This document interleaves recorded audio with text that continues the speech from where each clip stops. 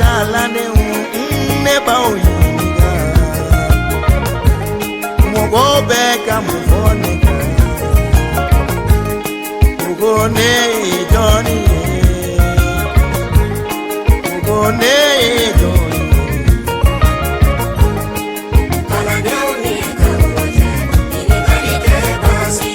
Kalanden ye jabili ke ugo aunga Karamogo kuma jama fora kwe Yohana ye dogo kwe no fana ko kirado folo kirado mi kuna kabosu chema wa Karamogo ni Kalanden ni ngali kibasi Radio Espoir ni la meboche Oli fatigue ni la me bache Émission AN KA BARRO ni la me bache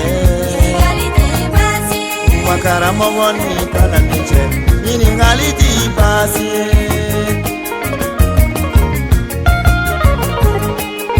Yesu ye ni ngali ketu abone ka Kalanden abone baoni abo au na ne Yesu yeto ni senu tigina piari wili la kaijo abo aunga Karamogo abo masia ye abo ede kisiba ede ye masia ye mi nana kabo alala ede kisiba Karamogo ni Kalanden ni ngali di basi Karamogo ni Kalanden ni ngali di basi Kalanden ni Kalanden ni ngali di basi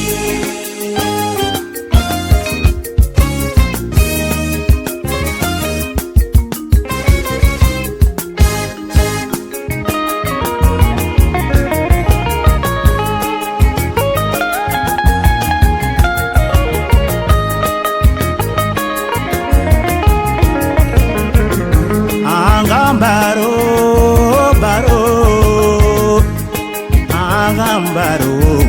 ya sanga kocha mado doni ba baruka di katame kunfi baruka ayatu baro ya sanga kocha mado ngo paseri baruka di katame kunfi baruka ayatu baro ya sanga kocha mado Radio Espoir baruka di katame baro chamaka ayatu baro ya sanga pencha mado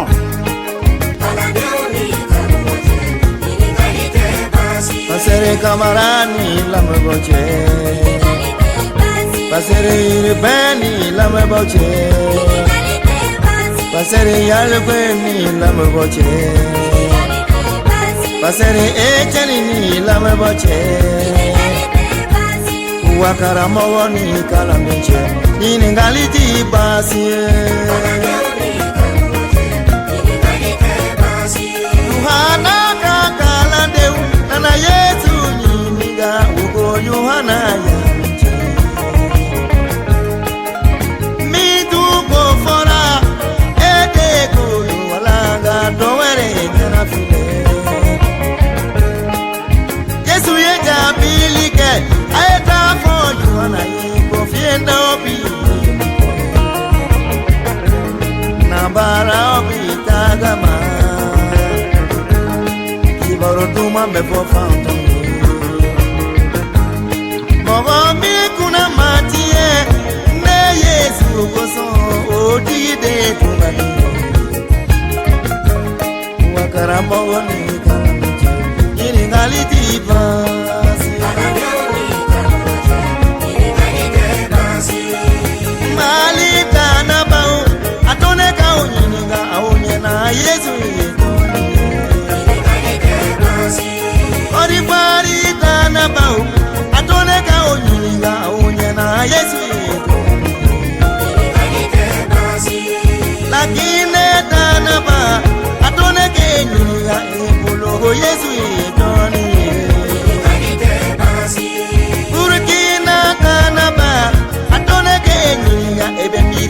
Yesu Mogo min mana Yesu no kabaku keba edu magaloni nga Yesu kaboni nimbe sabu Yesu gera kisiba wa Karamogo ni Kalanden ini ngaliti pasi